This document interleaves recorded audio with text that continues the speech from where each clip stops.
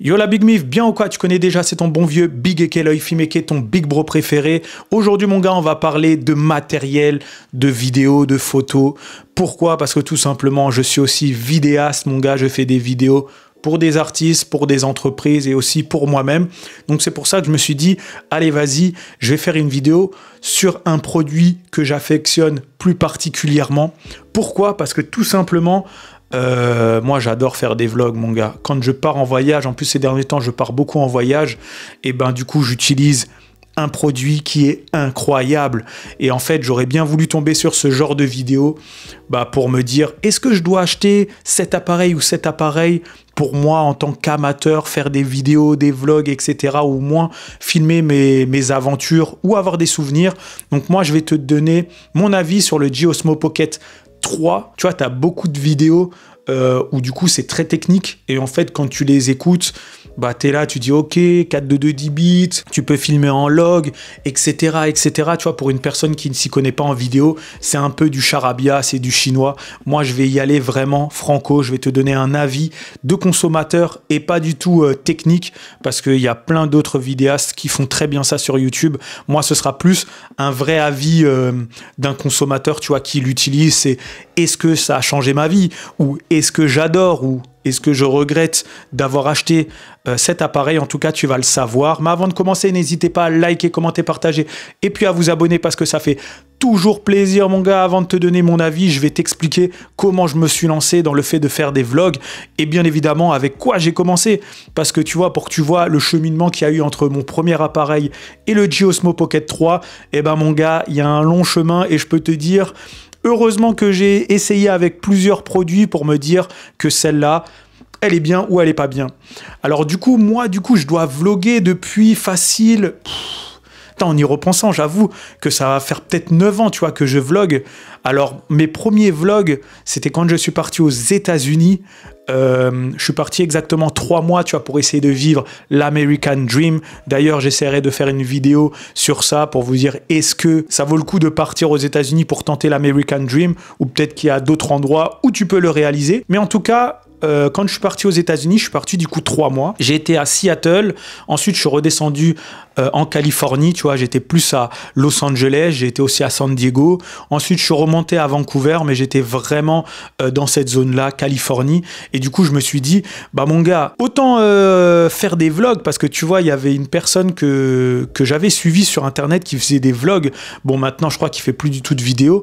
Et j'avais trop adoré. Je me suis dit, mon gars, si je vais aux États-Unis, il faut que je filme ça, parce qu'en même temps, tu vois, c'est des souvenirs. Même des fois, ça m'arrive de les re-regarder, parce que je trouve que c'est vraiment cool, c'est atemporel, et franchement, ça fait plaisir de voir l'évolution d'avant jusqu'à maintenant. Et donc, du coup, quand j'y suis allé, mon gars, j'ai commencé à faire des vlogs avec un Canon, c'est un 500D. Alors, le 500D, c'est un bon appareil pour faire de la vidéo, surtout, parce qu'il a un très bon capteur. Bon, à l'époque, c'était encore du 1080, tu vois, c'était du Full HD. C'était pas du tout du 4K ou tout ça. Et j'avais acheté aussi un fisheye. Et donc, du coup, je sais plus, c'était peut-être un 10 mm, un truc comme ça. Je me souviens, c'était un Samyang. Et franchement, tu vois, les caméras comme la G-Osmo Pocket ou les GoPro, ça existait pas vraiment encore. Bon, tu vas me dire, le Big, c'est un ancêtre. Non, c'est tout simplement, mon gars, ça existait pas forcément. Et puis, en plus, les premières GoPro, je crois que tu pouvais pas enregistrer le son. C'est venu que un peu après. Donc, en fait, du coup, j'ai commencé avec cette caméra. Elle était quand même un peu grosse, quand même. Puis, en plus, l'objectif, il était quand même imposant. Donc, tu peux aller voir mes vlogs, c'est Living My Dream in America. Et donc du coup, cet appareil, franchement, je le trimballais vraiment partout, et c'est avec celle-là aussi que j'ai commencé à faire des clips. Et donc du coup, je te mens pas que comme j'avais que ça sous la main, en fait, ça a fait l'affaire, tu vois. Bon, en termes de qualité vidéo, c'est pas incroyable, tu vois, c'est pas du tout la même qualité qu'il y a maintenant, mais pour l'époque, c'était l'entrée de gamme, tu vois, le Canon 500D, donc je pense que tu peux le retrouver, je sais pas du tout il est à quel prix, mais voilà, j'ai commencé les vlogs avec cet appareil-là. Ensuite, je suis passé à une gamme un peu plus supérieure, parce qu'en fait, j'avais commencé à faire des clips pour des artistes, et puis même pour des potes à moi, et donc du coup, avec mon frère, on avait investi dans le Sony A6300, et on avait 3 objectifs au début, puis ensuite on en a revendu un. Alors on avait le Sony 10-18 f4, donc franchement super. Bon là je parle vraiment en chinois, je pense que pour certaines personnes, mais c'est un ultra grand angle. Donc quand plus tu descends, tu vois, en millimètres, plus en fait ça capte la totalité du paysage, et plus en fait tu arrives dans les 80, dans les 100, et plus en fait c'est plus portrait, tu vois. C'est-à-dire, comme je te dis, tu vois, les 10 mm, les 12, 14, etc. C'est vraiment de l'ultra grand angle, et plus ton chiffre, en fait, il augmente en millimètres, et plus, en fait, ça se rapproche. Donc, celui avec lequel je filme, c'est un 24 mm. Donc, c'est pas forcément un grand angle, mais il filme quand même pas mal de choses. Tu vois, tu peux avoir du contenu là et du contenu là. Et ensuite, j'avais un espèce de 35-150, un truc comme ça, et un 35-70. Et franchement, le 35-70... Ah non, excusez-moi, ça c'était ensuite le suivant. Et j'avais un 50 mm. Et donc du coup, bon, pour le vlog, le mieux c'était le 10-18. Et donc du coup, avec le A6300, j'avais aussi vlogué quelques épisodes de Big Life, que tu peux retrouver aussi sur ma chaîne YouTube. Et en fait, par rapport au Canon D500, bah, j'ai trouvé que l'appareil, déjà, il était beaucoup plus compact, donc beaucoup plus petit. Et puis, j'avais un espèce de trépied, tu vois, je sais plus la marque, où du coup, tu peux le poser n'importe où et tout ça. Donc, en fait, tu le tenais comme ça. C'était plutôt pas mal, mais c'est vrai que c'était quand même encombrant aussi, parce que du coup, bon, bah, ça, t'es obligé de te le trimballer soit à la main, ou soit le mettre dans ton sac. Et puis, du coup, tu sais, quand tu vois quelque chose que tu as envie de filmer, bon, tu dois enlever ton sac, tu dois le remettre, tac, ou te trimballer avec ça dans la main. Bon, c'est pas le top. Donc du coup, j'ai fait des vlogs avec celui-là, et puis en vrai, en termes de qualité d'image, c'est plutôt pas mal. En plus, ça filmait en 4K, mais moi, je te mens pas, en termes de qualité d'image, j'étais pas fan plus que ça, tu vois. Donc voilà, ça m'a dépanné. En plus, malheureusement, les batteries de ces appareils-là, le A6300, elles sont vraiment toutes petites. Donc en vrai, t'as intérêt à en avoir beaucoup, parce que bah, quand tu vlogs, ta caméra, elle est souvent allumée, et donc du coup ça consomme énormément, donc tu as intérêt à avoir beaucoup de batterie. Donc moi je me souviens, je crois que j'en avais 7 ou 8, donc ouais, c'est pour vous dire. Et ensuite, voilà, c'était un bon appareil. Ensuite, je suis passé au Lumix GH5S. Celui-là, il est pas mal aussi, franchement, super bonne caméra, mais par rapport à l'A6300, il était vraiment beaucoup plus gros, tu vois. Donc là aussi, ça commençait à être quand même imposant, mais en termes de qualité d'image, c'était vraiment pas mal aussi. Et ensuite, j'utilisais vraiment pas mal, tu peux aussi voir dans quelques vlogs que j'ai réalisés. Et ensuite, je suis passé au Sony A7S3, donc la caméra que je suis en train de filmer. Là, tu peux voir des épisodes que j'ai tournés en Écosse. Franchement, pas mal, mais pareil, tu sais, ça reste quand même assez imposant, tu vois, pour faire des vlogs. Et je sais que Lena Situation, tu vois, elle a le A7S3 ou A7S... non, elle a le A7 ou A7 un truc comme ça. Donc en vrai, en termes de poids, bon, ça a quand même son poids, tu vois, avec un objectif ultra grand angle. Tu vois, même tu peux récupérer le 10-18, ou tout simplement tu peux t'acheter le 14 mm f1.8, tu vois. Mais en termes de poids, ça commence à être quand même assez gros, tu vois. Et puis même, tu vois, t'es pas très serein, parce que tu filmes quand même peut-être avec du 3000, 4000 euros, tu vois. Donc bon, t'as pas envie de le faire tomber. Et ensuite, voilà, bah en fait, j'ai kiffé aussi filmer avec ça, mais c'est vrai que c'était un peu chiant, tu vois. C'était un peu chiant. Je trouve que les vlogs, tu as deux types de vlogs. Tu as les vlogs spontanés, tu vois, que tu peux avoir avec les DJI Osmo Pocket, même comme les GoPro, les DJI Action, tu vois, les Action Cam, je crois que ça s'appelle comme ça. Et ensuite, tu peux avoir des vlogs un peu plus documentaires avec des inserts, des belles images, comme avec des A7S3, des A7 III, des GH6, ce genre de trucs avec différents objectifs, parce que tu vois, tu peux changer les objectifs, c'est ça qui est bien. Mais par contre, ouais, en termes d'organisation de vlogs, c'est vrai que c'est des vlogs beaucoup plus travaillés, donc en fait, tu prends plus de temps à régler l'exposition, etc. Donc c'est pour ça que je me suis dit non, en fait, pour faire des vlogs, je suis pas trop fan de boîtiers comme ça qui sont quand même assez gros et que tu es obligé de te le trimballer partout. Et ensuite, tu vois, j'ai regardé des vidéos YouTube, et là on va arriver au DJI Osmo Pocket 3, et du coup je suis tombé sur des vidéos qui parlaient du DJI Osmo Pocket 3. Alors franchement, sans te mentir, je ne connaissais absolument pas ce type de caméra, je savais même pas que ça existait. Tu vois, j'ai des drones, et en fait, les caméras de drone, tu vois, les DJI Mavic, etc., c'est exactement le même. En fait, c'est comme si tu avais un drone, mais sans aile, tu vois. Le même type de caméra, tu vois. Et donc, du coup, je me suis dit, vas-y, je vais regarder les trucs. Je me suis dit, ouais, attends, ça fait des belles vidéos. 4K, bon, comme on a dit, 4.2 10 bits, tu peux tourner en log si tu veux travailler l'étalonnage. Et en fait, c'est un stabilisateur avec une caméra dessus. Et ça, je me suis dit, waouh, mais c'est trop fort ça.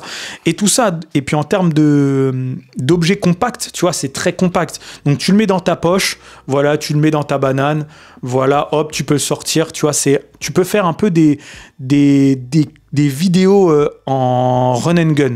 Run and gun, en fait, ça veut dire que, hop, t'as pas besoin de stabilisateur, tu prends, hop, tu filmes, tu remets dans ta poche, etc. Ça, il y a pas mal de gens qui font des clips ou des vidéos comme ça. Moi, je fais d'ailleurs beaucoup de clips en run and gun, parce qu'au début, tu vois, j'étais vraiment très adepte du stabilisateur. Et en fait, j'ai sous-estimé à la fois le run and gun et à la fois le trépied, tu vois, faire des plans fixes. Avant, je faisais tout en mouvement avec un stabilisateur. Et donc, du coup, là, j'ai regardé des vidéos.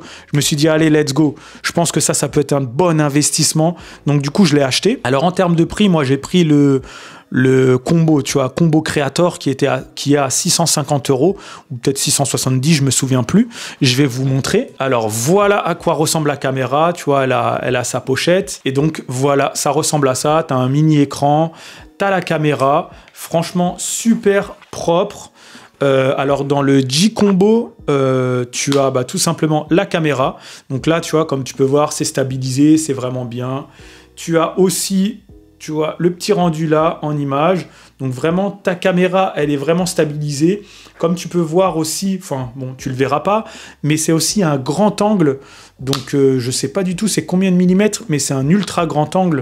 Donc en termes de détails, bon, tu n'auras pas vraiment des très très beaux détails, tu vois, c'est pas vraiment des portraits que tu vas faire, c'est plus vraiment pour voir un peu l'environnement qui t'entoure. Et dans le combo Creator, tu as aussi un micro d'extrêmement bonne qualité, et tu as aussi une batterie portative que tu peux rajouter au socle en bas, donc du coup qui te permet d'utiliser encore plus de batterie, parce qu'il faut savoir que la batterie du G-Osmo Pocket 3, elle se vide très très vite. Si en une journée, même pas en quelques heures, tu l'as vidé, si tu restes toujours allumé et tout ça. Donc c'est bien qu'ils ont fait un petit support en bas que tu peux rajouter à ta G-Osmo Pocket 3. Donc voilà, 650 € avec le combo Creator, comme je te dis, un micro, tu as un trépied aussi, un mini trépied, et tu as la batterie portative avec le micro, comme j'ai dit, pour 650. Si tu veux juste le G-Osmo Pocket, c'est 550 ou 500 €, je me souviens plus. Mais voilà, c'est quand même un bon budget. Et donc voilà, j'avais hésité entre le G-Osmo Pocket et une GoPro tout simplement, ou les DJI Action, parce que ça fait aussi très bien le taf. C'est un peu le même délire. Mais la différence est que les caméras Action, tu vois, les Action caméras, en fait, c'est une stabilisation de l'objectif directement, tu vois, à l'intérieur, alors que ça, c'est un stabilisateur. Donc en vrai, en termes de le fait que ce soit compact, je pense qu'une personne qui veut pas se faire chier, tu vois, et qui veut mettre directement dans sa poche, je pense qu'une GoPro, ça peut être vraiment mieux, parce que tu vois, c'est beaucoup plus petit, tu mets ça dans ta poche. Ça, c'est un petit peu plus compact, mais c'est vrai qu'en termes de qualité, moi, j'aime bien, tu vois, c'est vraiment un produit vraiment super bien fini, tu vois, je l'ai fait tomber 2 fois. Malheureusement, c'est ça le souci aussi du G-Osmo Pocket, c'est que c'est très fragile. Je pense que tu le fais tomber 2-3 fois. Ça dépend comment tu le fais tomber. Je pense que si le stabilisateur il est endommagé, tu es obligé de le renvoyer et ils vont te changer carrément tout le produit, ou au moins, tu vois, le capteur et le truc de stabilisation. Donc, c'est quand même très fragile, moi, je trouve. Donc, c'est pour ça que je fais extrêmement attention où est-ce que je pose. Donc, voilà. Et les G-Osmo et les GoPro, tu vois, en vrai, je pense que si ça tombe, même si ça fissure quelque chose, je pense que c'est un peu plus solide. Donc, voilà. Donc, pour les personnes, vous avez 2 caméras très portatives comme ça, les Action Cam, donc comme je t'ai dit, comme les GoPro, sinon les DJI. Donc, moi, j'ai opté pour le DJI Osmo Pocket 3. Alors, tu veux avoir mon avis? Franchement, mon gars, si tu es un vlogueur, tu veux pas te prendre la tête à changer les objectifs, avoir quelque chose de très compact que tu peux emmener n'importe où, que la qualité soit propre, que ça fasse du 4K, fonce, hein. Mon gars, G-Osmo Pocket, c'est une dinguerie. Même il y en a qui rajoutent cet appareil dans leur setup de réalisateur de clips ou tout simplement tu sais, de prestations, parce que tu sais, ça fait ultra grand angle, ça filme en 4K, c'est en log aussi, donc ça veut dire que tu peux travailler l'étalonnage par rapport à tes autres caméras que tu as. Donc voilà, en vrai, c'est quand même un produit qu'on peut dire à la fois amateur et à la fois professionnel. Tout dépend comment tu l'utilises. Mais je pense que pour un vlogueur, c'est le matos par excellence. Comme je t'ai dit, en plus, tu as un micro interne et tu as un micro externe aussi. Et ensuite, je pense que les DJI, les Action Cam, tu vois, que ce soit GoPro ou les DJI Action, où t'as d'autres marques aussi, t'as les Insta 360, les trucs comme ça. C'est plus utilisé pour le sport, mais il y en a beaucoup aussi qui l'utilisent pour vlogger, tu vois, ils achètent un trépied barre comme ça, et puis ils font comme ça. Donc en vrai, c'est aussi bien les deux, mais moi, comme je peux te dire, je suis vraiment ravi de ce produit. Comme je t'ai dit, c'est à la fois pour les professionnels et aussi pour les amateurs. Comme je te le dis, moi, je suis trop content d'avoir ce type de matériel. Pourquoi? Parce qu'en fait, moi, je vlog et pour moi, c'est des souvenirs. Donc, en fait, ça pourrait même être utile à des familles, tu vois, qui ont pas, tu sais, parce qu'à l'ancienne, tu devais acheter des caméscopes. Tu vois, ah, j'ai pas de caméscope ici, mais tu vois, les caméscopes que tu fais comme ça avec l'écran qui est à côté. Et du coup, en fait, à l'époque, ça coûtait quand même cher. La qualité, elle était pas incroyable. Tu vois, ça faisait un peu qualité, comme si que tu regardais une cassette, tu vois, une VHS. Pour les familles, je trouve que c'est un très beau produit, très simple à utiliser. Bon, c'est fragile, donc tu le donnes pas à des enfants, etc. Mais je pense que pour capturer tes souvenirs, c'est le meilleur appareil. Comme je te dis, c'est très compact. Tu mets ça dans ta poche ou dans ta sacoche ou dans ton sac à main. Et voilà, tu le sors, tu filmes tes souvenirs. Franchement, bête d'appareil. Franchement, je vous dis, foncez l'acheter, immortalisez vos souvenirs. Vous partez en vacances, même voulez vous mettre sur YouTube, parce que comme on le dit, hein, les vlogs, je pense que ça intéresse un peu tout le monde d'avoir une expérience d'une personne, parce que tu vois, en vrai, on a tous des profils différents. Moi, je me considère comme une personne lambda, donc tu sais, comme quand je pars en vacances, je pars comme une personne lambda.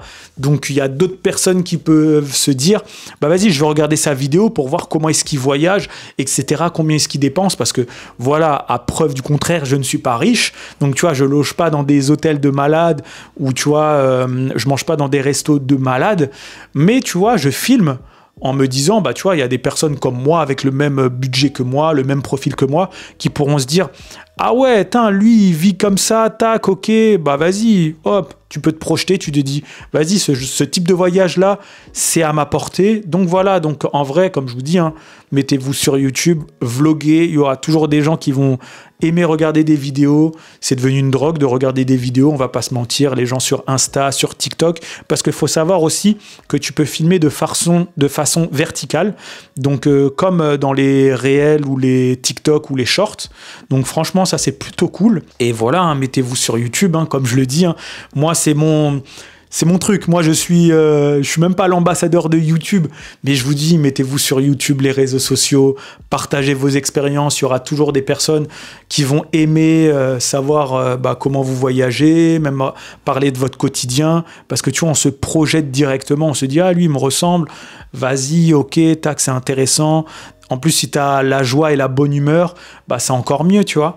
Donc voilà, donc moi, la G-Osmo Pocket 3, pour moi, c'est validé comme pas possible. Dites-vous qu'on en a même acheté un deuxième parce que la bamboulette aussi, elle s'est mise à faire des vlogs et faire des vidéos. Donc du coup, elle s'est acheté exactement le même appareil. En plus, elle l'a acheté d'occasion. Dites-vous, elle a acheté 450 € le combo Creator, comme je t'ai dit, avec tout, le micro, le grand angle, le trépied, la batterie en plus.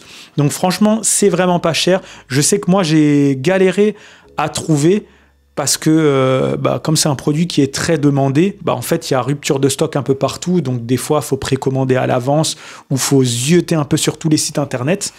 Et donc voilà, donc ouais, si vous partez en vacances, moi je vous conseille fortement d'acheter ce type de caméra. C'est le futur, ça se trimballe partout, ça a une bête de qualité, ça demande pas forcément de s'y connaître en matos. T'as juste à cliquer sur l'écran, t'appuies sur Rec et ça y est mon gars, c'est filmé, c'est dans la boîte, tu le mets sur ton ordi, tu fais ton petit montage et voilà, pas besoin de faire d'étalonnage. Tu vois, l'étalonnage, c'est régler la couleur, la saturation, les contrastes, etc. Tu vois, tu peux directement mettre tout en automatique automatique. Donc en fait, du coup, quand il fait jour, bah, il exposera pas de la même façon que la nuit et il le fera automatiquement. Donc ça, c'est vraiment très très stylé. Donc moi, c'est un produit que je recommande. Je suis grave curieux de voir s'ils vont faire un G Osmo Pocket Pro. Franchement, je pense qu'il y aurait moyen, tu vois, de faire le même modèle, tu vois, le même système, mais à l'intérieur, tu as 3 objectifs différents parce que ils ont sorti un drone qui s'appelle le G Mavic Pro 3 et en fait il fait exactement pareil, c'est-à-dire que tu as 3 objectifs. Je crois que tu as peut-être je dis des bêtises hein, mais tu as un 14, un 35 et un 80 mm. Donc du coup tu vois, tu peux faire à la fois du paysage, du semi-portrait et du carrément portrait zoomé. Donc ça c'est vraiment cool. Franchement je serais grave curieux de savoir s'ils vont le faire et franchement s'ils le font, je vous mens pas, je crois qu'il y a moyen que je l'achète parce que tu vois en vrai les vlogs, j'aime beaucoup ce que je fais, mais c'est vrai que j'aime bien un peu, tu sais, les vlogs travaillés. Quand je les regarde, tu vois, je me dis ah c'est cool, tu vois, ils font vraiment des beaux vlogs et tout ça, mais après tu vois se trimballer avec une grosse caméra, ça a quand même beaucoup de contraintes. En tout cas, mon gars, si t'es content de mon avis et si ça te réconforte dans le choix de t'acheter cette caméra, et ouais, comme tu as pu voir, j'ai bugué, bah mon gars, fonce-y parce que c'est une superbe caméra. En tout cas, c'était ton bon vieux Big Eke l'œil filmé qui est ton big bro préféré. On se retrouve pour une toute prochaine vidéo. Cheese!